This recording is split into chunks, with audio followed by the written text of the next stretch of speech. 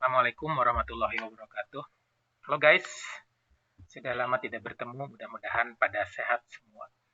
Hari ini saya akan melakukan review untuk mata kuliah mekanika klasik khusus untuk bahasan kita pada bab terakhir sebelum UTS ya, yaitu gerak harmonis sederhana. Gerak harmonis sederhana seperti yang mungkin Anda sudah pelajari di fisika dasar adalah gerak periodik. Sebenarnya itu dia gerak periodik yang berulang dengan periode tertentu ya. Nah, jadi gerak harmonis sederhana ini adalah merupakan salah satu contoh dari gerak periodik. Yang akan kita bahas dari gerak harmonik sederhana ini ada dua, yaitu gerak harmonis sederhana yang linier yang seperti ini dan gerak harmonis sederhana non-linier. Nanti ada rendamannya. Kita mulai dari gerak harmonis sederhana ya. Gerak harmonis sederhana yang ini. Gerak harmonis sederhana linier. Jadi, kalau kita membahas gerak harmonis sederhana, maka fungsi yang akan kita gunakan, yang sering kita gunakan, adalah fungsi gerak harmonis sederhana yang berupa sinusoidal atau kosinus. Sebenarnya bisa sinus atau kosinus. Dengan fungsi seperti ini, misalnya ini fungsi gerak harmonis sederhananya Y, fungsi T, dia akan sama dengan, ini amplitudenya sin 2pi per T ya, 2pi per T yang ini, kemudian dikalikan dengan T. T ini ada T yang besar ini periode. Nah, kemudian kalau periode kita bisa ganti ke dalam bentuk frekuensi ya, atau kita juga bisa buat ini menjadi frekuensi sudut atau omega. Jadi persamaannya A sin omega T. Ya. Jadi sekali lagi untuk gerak harmonis sederhana nanti tergantung kasusnya bisa bentuknya sinusoidal atau dia bisa kosinus. Contoh yang sering kita pakai untuk membahas gerak harmonis sederhana adalah yang ini ya, gerak pegas, dan gerak bandul. Oke, kita mulai dari gerak pegas. Seperti yang kita ketahui, kalau gerak pegas nanti contohnya seperti ini ya. Kalau di bahasa Indonesianya ada pairnya seperti itu, ada konstanta disebut konstanta K yang ini. Kemudian ada sebuah benda dengan massa tertentu, kemudian kita tarik ya, kita tarik displacement-nya, perubahan posisinya kita sebut sebagai X yang ini, kemudian ada gaya pemulih yang disebut juga sebagai F, kita sebut FP boleh, gaya pemulih. Di mana gaya pemulih ini kita tuliskan sebagai ini, Anda sudah, saya yakin sudah mengerti pada saat di fisika dasar juga sudah ada, dari mulai sekolah menengah juga insya Allah sudah ada. Nah, ini kalau kita, ini disebutnya gaya pemulihnya ya, dalam pegas. Kalau kita hubungkan dengan gaya hukum Newton, maka gaya pemulih yang min kx ini akan sama dengan md 2x per dt kuadrat, atau ini adalah bagian ini adalah bagian percepatannya. Oke, kemudian pada gerak pegas seperti saya sebutkan tadi, fungsinya hanya dalam fungsi sumbu X misalnya seperti ini bisa cos atau bisa sinus. Gaya pemulih ini muncul pada saat sudah terjadi simpangan, maka kita bisa tuliskan ini dalam bentuk cos, bisa cos bisa sin ya, dengan asumsi ini sudah terjadi simpangan misalnya seperti itu, kita tuliskan ini dalam bentuk kosinus. Ini khusus untuk kita membahas gaya pegas. Maka pada saat kita mengetahui X-nya, fungsi dari gerak harmonis sederhana pada pegas ini A cos omega T, maka ini kecepatannya tentu tinggal diturunkan 1 terhadap T, ini akan menjadi min omega A sin omega T, kemudian percepatannya diturunkan lagi dari kecepatan yang ini percepatannya ya, itu maka ini akan menjadi min omega kuadrat A cos omega T, di mana daerah ini A cos omega T itu adalah nilai dari X itu ya, atau sehingga percepatan ini akan menjadi minus omega kuadrat X. Kalau kita masukkan lagi ke persamaannya, maka akan menjadi seperti ini. seperti ini ya. Ini adalah persamaan awal yang seperti tadi ya, yang percepatan kuadrat sama dengan minus K per M ya, minus K per M, karena kalau kita masukkan lagi dari persamaan gerakan harmonis sederhananya yang seperti ini ya, seperti ini dari bagian ini, dari bagian yang ini ya, maka akan mendapatkan persamaan seperti ini, persamaan seperti ini ya. Kemudian karena kita juga memiliki dua persamaan ini dan ini, maka akan diperoleh nilai omega yaitu akar dari K per M. Ini adalah persamaannya. Nah, ini persamaan umum untuk gerak harmonis sederhana ya, seperti itu. Kemudian tentu kalau ada gerak, ada gaya, maka ada yang kita sebut sebagai energi ya. Bahasan selanjutnya adalah bahasan tentang energi yang ini.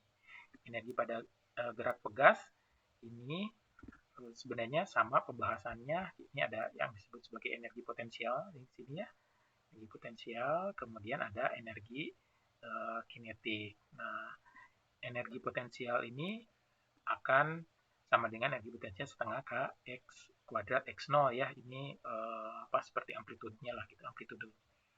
Energi kinetiknya dia bergantung pada kecepatan setengah mv kuadrat. Maka ada yang kita sebut sebagai energi mekanik, yaitu jumlah dari energi potensial ditambah dengan energi kinetik. Nah, ada tiga kasus sebenarnya ya. Kasus pertama pada saat energi kinetiknya sama dengan 0, keadaan simpangannya maksimum, maka akan energi mekanik sama dengan energi mekanik ini akan sama dengan energi potensial, nilainya setengah Kx0 A kuadrat, atau biasanya kita tulis setengah K A kuadrat ya, ini amplitudo. Nah, sebenarnya ada di mana saat umum, di mana itu saat rumus-rumus yang energi mekanik ini akan sama dengan yang tadi ya, energi potensialnya ditambah dengan energi kinetiknya. Nah, kemudian ada saat juga pada saat benda pada posisi equilibrium ya, pada saat kesetimbangan, yaitu di mana energi potensialnya itu adalah sama dengan 0, maka energi mekaniknya adalah energi kinetik gitu ya. Cuma ingat, atau energi kinetiknya adalah setengah mv kuadrat ya, dalam keadaan equilibrium atau kesetimbangan. Karena sistem yang kita bahas ini adalah sistem yang tertutup, di mana energi mekaniknya haruslah konstan, maka kita akan energi yang ada pada keadaan ini adalah seluruhnya adalah energi yang rumusnya adalah setengah Kx kuadrat. Ini adalah energi mekanik yang konstan ya, sama dengan yang keadaan tadi. Jadi ini akan sama dengan setengah mv kuadrat. Ini khusus pada keadaan equilibrium, maka kita memiliki kecepatan di mana kecepatan equilibrium itu sama dengan plus minus akar dari K per M, ini nilai omeganya ya, tentu dikalikan dengan X0 atau amplitudenya ya, awal. Nah, ini adalah kecepatan untuk keadaan equilibrium. Nanti persamaan ini kita bisa masukkan ke persamaan energi kinetik yang ini. Oke, itu yang pertama tentang energi pada gerak harmonis sederhana, khususnya untuk gaya untuk benda pada gerak pegas ya. Untuk yang kedua, kita akan membahas tentang gerak pada pendulum. Jadi pendulum itu kondisinya seperti ini, misalnya ada sebuah sistem di mana dia memiliki sebuah benda yang ini digantungkan pada sebuah tali L, panjangnya L, kemudian ada sudutnya theta, kemudian dia berayun. Ini ada gaya pemulihnya, gaya pemulih yang ini kalau kita buat lebih sederhana seperti ini, maka benda ini memiliki mg ya. Gaya pemulihnya ini adalah gaya yang merupakan sinus ya, karena ini nempel berarti bagian yang ini adalah bagian kosinusnya, bagian yang pemulihnya ini adalah bagian sinusnya, sehingga persamaan gaya pemulihnya ini yang ini adalah minus mg sin theta ya, yang ini yang ini seperti itu. Nah, sehingga kalau kita masukkan ke persamaan hukum Newtonnya, maka akan menjadi seperti ini, di mana A-nya itu adalah d2s per dt kuadrat. S-nya sendiri adalah ini ya, L dot theta. Di mana kita punya sin theta-nya, ini ya, sin theta-nya itu akan mendekati theta 0. Seperti itu ya, kalau kita buat theta sudut awal lah gitu, seperti itu. Nah, ini akan menjadi persamaannya seperti itu, sehingga persamaan geraknya untuk gerak bandul ini akan seperti ini. Yang ini ya, akan seperti ini, d2 theta per dt kuadrat sama dengan, ini equal gitu ya, min g per L theta. Ini kita sudah turunkan, mudah sekali, tidak terlalu banyak, tidak terlalu sulit juga. Kita akan dapat nilai omega 9 akar G per L. Ini sebenarnya kasus untuk bandul matematis atau bandul sederhana, di mana massa tali atau dan sistem ini diabaikan. Ini terjadi pada disebut bandul sederhana. Kalau bandul fisis, di mana massa tali, misalnya massa tali dan sistemnya tidak diabaikan, ya seperti ini, maka omeganya akan menjadi mgh per I ya, seperti ini. Ini kita akan membahas, biasanya ada yang kita sebut sebagai torsinya dan lain sebagainya. Itu adalah gerak pada pendulum. Gerak pada pendulum juga sama, akan sebenarnya dengan membuat persamaan atau membuat dari persamaan gerak pendulum seperti ini, kita bisa mencari energi potensial, energi kinetik, dan energi mekaniknya. Seperti itu. Nah, selanjutnya kita akan membahas gerak harmonis sederhana yang nonlinear ya, yang nonlinear. Disebut nonlinear itu seperti apa? Jadi sebagian energinya itu hilang karena adanya redaman. Misalnya redaman ini adanya gaya gesek. Nah, ini kita sebut sebagai gaya peredam. Misalnya seperti ini ya, ini adalah gaya peredam, disebutnya Fd, di mana nilainya itu adalah min B dikalikan dengan V, kecepatannya, di mana B ini adalah konstanta redaman. Ini kecepatannya ya. Ini disebut sebagai gaya peredam. Sehingga kalau kita masukkan seluruh sistemnya ke dalam sistem pegas, misalnya yang paling simpel ya, seperti itu, maka ini akan menjadi min Kx min B ya, kecepatan, ini sama dengan M kali A. Ini adalah percepatannya.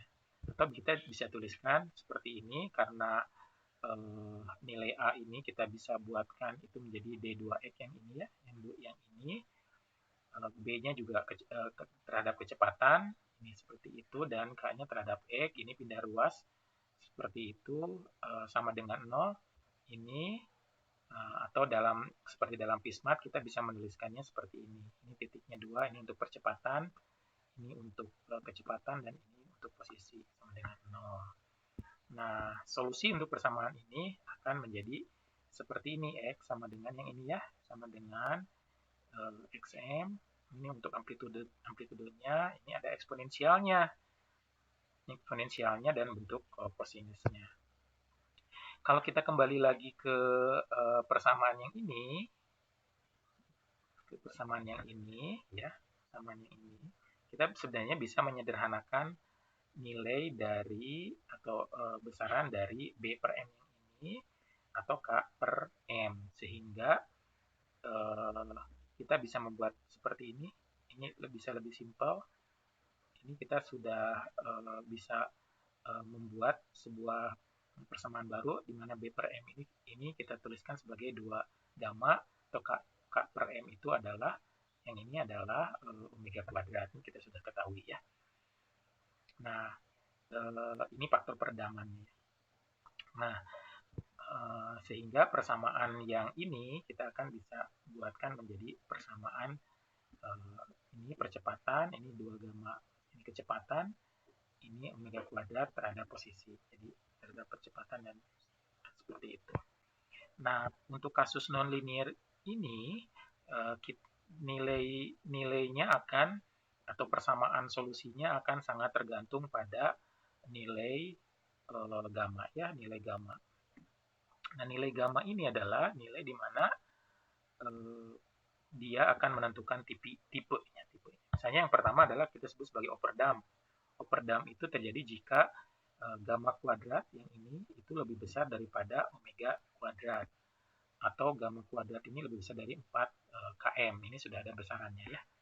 Ini solusinya akan seperti ini. X sama dengan eksponensial minus gamma T A eksponensial alfa T tambah B eksponensial minus alfa T.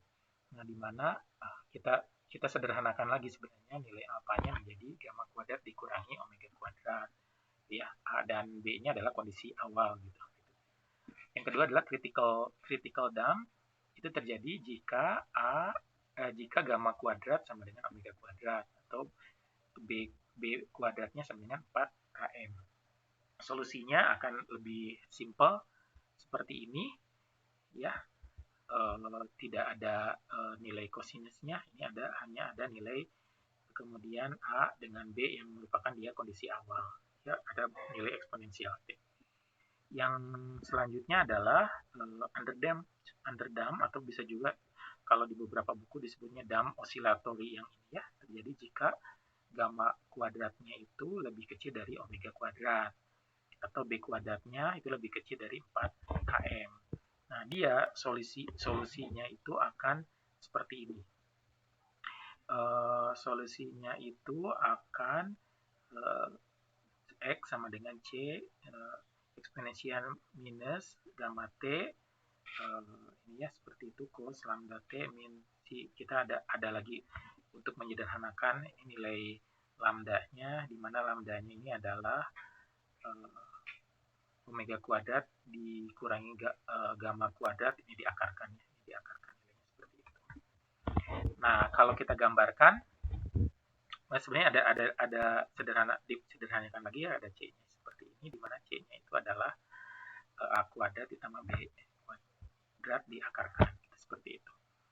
Nah, sehingga kita punya 3 kondisi. Kalau kita gambarkan seperti ini, kita sudah membahas di fisika dasar juga insya Allah sudah kita bahas. Ada 3 kondisi yang disebut sebagai underdamp, yang ini ya, underdamp yang dari bawah dulu ya, underdamp seperti ini. Kemudian ini adalah critical dump. Kemudian ini adalah overdamp. Overdamp itu yang ini ya, garisnya garis yang ini, garis yang ini. Tanda panahnya di sana. Kalau yang critical ini yang ini. Jadi overdamp yang bagian atas ini, kemudian ini diantaranya adalah critical dump, kemudian yang masih berosilasi sampai dengan dia berhenti, ini adalah P terhadap X ini ya, terhadap posisi itu kita sebut sebagai underdamp. Oke, mungkin itu saja pembahasannya, mudah-mudahan bisa dimengerti pembahasan tentang osilasi, tidak terlalu sulit, maka pembahasan tentang osilator harmonis ya, itu sudah selesai, dan materi untuk UTS, untuk mekanika klasik juga sudah selesai. Mudah-mudahan semua dalam keadaan sehat. Mudah-mudahan juga mengerti ini adalah proses review ya, proses saya menjelaskan review tentang osilator harmonis. Terima kasih. Assalamualaikum warahmatullahi wabarakatuh.